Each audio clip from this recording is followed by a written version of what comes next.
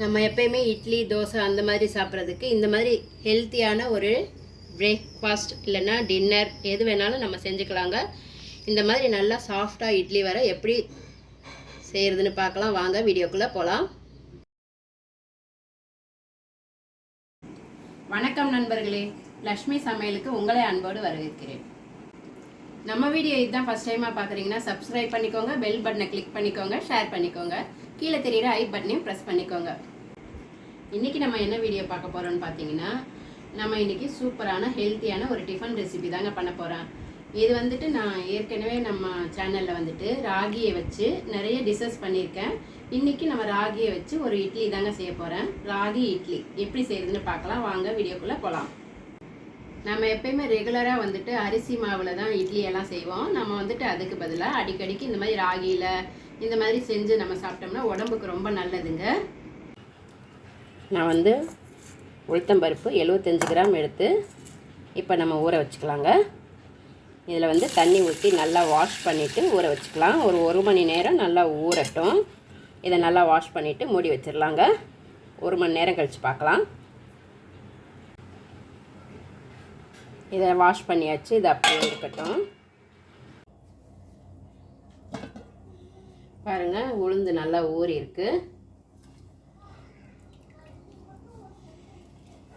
இது வந்து ஒரு 1 ஹவர் ஊற வச்சுட்டேங்க. இப்போ நான் வந்து இதை தண்ணி இல்லாமல் மிக்ஸி ஜாரில் போட்டுக்கலாம்.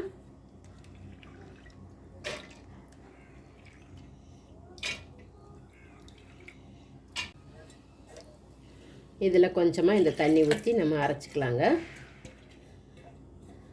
இவ்வளோ தண்ணி நம்ம கொஞ்சம் கொஞ்சமாக தண்ணி விட்டு அரைச்சிக்கலாம்.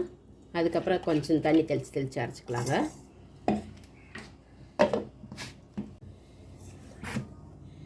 பாருங்கள், இந்த அளவுக்கு நம்ம அரைச்சி எடுத்தாச்சு. கிரைண்டரில் போடுறதா இருந்தாலும் போடலாம். நான் ரொம்ப கம்மியாக போட்டதால் மிக்சியில் போட்டு எடுத்துக்கிறேன். இப்போ வந்து நான் இந்த மாதிரி ஒரு பெரிய கிண்ணம் எடுத்துருக்கேங்க. அதில் வந்துட்டு நான் 1½ அளாக்கு கேழ்வரகு மாவு போட்டுக்கிறேன். இப்போ வந்துட்டு நம்ம இந்த உளுந்து அரைச்சி வச்சுருக்கோம் இல்லைங்களா, அதில் சேர்த்துக்கலாம். சேர்த்து நல்லா கரைச்சி விட்டுக்கலாம். இப்போ இதை நல்லா நம்ம கலந்து விட்டுக்கலாங்க. கலந்து விட்டுட்டு பத்தலைன்னா நம்ம கொஞ்சம் தண்ணி ஊற்றி வச்சுக்கலாம். நம்ம மிக்சியில் போடுறதால கொஞ்சம் வந்து திக்காக வரல. இப்போ இந்த மிக்ஸி ஜாரில் இருக்கிற கொஞ்சம் தண்ணி கழுவி ஊற்றிக்கலாங்க.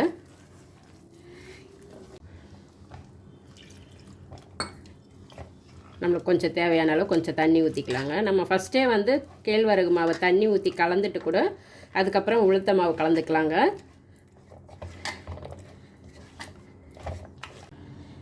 நான் வந்து இதுக்கு தேவையான அளவு கல்லுப்பு போட்டுக்கிறேன். போட்டுட்டு இதை நல்லா கலந்து வச்சிடலாம்.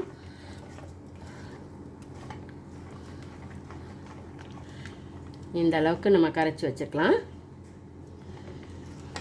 இது வந்து நல்லா நம்மளுக்கு புளிக்கணும். அதாவது ஒரு 5 மணி நேரம் இல்லை 6 மணி நேரம். இப்போ நம்மளுக்கு வெயில் சீசன் இல்லையா, ஒரு 6 மணி நேரம் புளிச்சு வந்தாவே போதும். அதுக்கப்புறம் பார்க்கலாம். இதை அப்படியே வச்சு நம்ம மூடி வச்சிடலாம். இதை அப்படியே மூடி வச்சிடலாங்க. நம்ம அப்புறம் பார்க்கலாம், புளிக்கட்டும். பாருங்கள், மாவு நல்லா புளிச்சு வந்துடுச்சு. இப்போ நம்ம இதில் இட்லி ஊற்றி வச்சுக்கலாம். எந்த அளவுக்கு மாவு நல்லா புளிப்பாயிருக்கு பாருங்கள். நான் வந்து ஒரு 8 மணி நேரம் தான் நான் புளிக்க விட்டேன். ரொம்ப புளிக்க விட வேண்டாம் சொல்லிவிட்டு. உங்களுக்கு வேணும்னா நீங்கள் இன்னும் கூட கொஞ்சம் நேரம் டைம் எடுத்துக்கலாம். கொஞ்சம் நல்லாவே புளிக்க வச்சுக்கோங்க. எனக்கு இது போதும். இப்போ என்னமோ இதை இட்லி ஊற்றி வச்சுக்கலாங்க தட்டில். நான் வந்து இட்லி தட்டில் எப்பயும் போல் நம்ம எண்ணெய் தடவி வச்சுக்கிட்டேங்க. அதில் நம்ம ஊற்றிக்கலாம். நம்ம ஆர்டினரி இட்லி எப்படி ஊற்றி அதே டைம் வைக்கிறோமோ அதே மாதிரி தாங்க. நான் வந்து ஒரு 12 நிமிஷம் இட்லி வேக விடுவேன். அதே மாதிரி தான் நம்ம விட்டுக்கலாம். பார்த்துக்கிட்டு நம்ம வேகலைனாலும் இன்னும் கொஞ்சம் டைம் வச்சுக்கலாங்க. நான் ஒரு 12 நிமிஷம் வச்சாவே சரியாக இருக்கும்.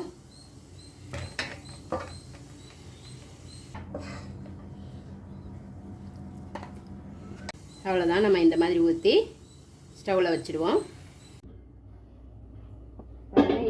தண்ணி வந்துட்டு ஏற்கனவே நான் வச்சுருக்கேன், நல்லா கொதிக்குது. சூடானதும் நம்ம இந்த மாதிரி தட்டில் ஊற்றி வச்சுக்கலாம். இந்த மாதிரி ஊற்றி இது ஒரு 12 நிமிஷம் வேகட்டும். 12 நிமிஷம் ஆயிடுச்சு. இட்லி எப்படி வந்திருக்குன்னு பார்க்கலாம்.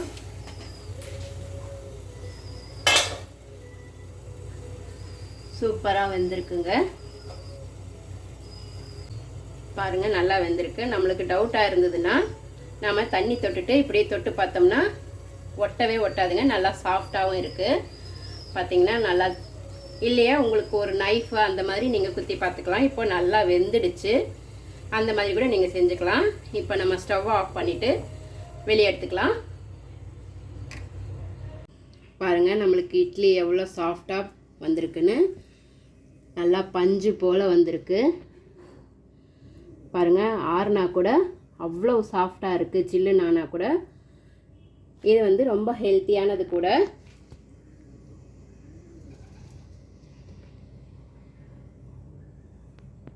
நம்ம ராகி மாவுலேயே ரொம்ப ஹெல்த்தியானது கூடங்க. ரொம்ப அயன் சத்து இருக்குது இதில்.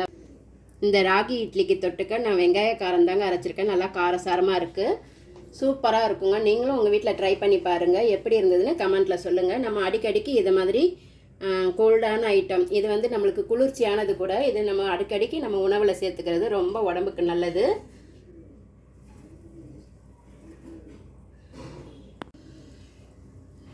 நம்ம இப்போ வெயில் அடிக்கிற வெயிலுக்கு நம்ம இந்த மாதிரி நல்லா குளிர்ச்சியானது அடிக்கடிக்கு நம்ம உணவில் சேர்த்துக்கலாங்க. அப்போ தான் உடம்புக்கு ரொம்ப நல்லது.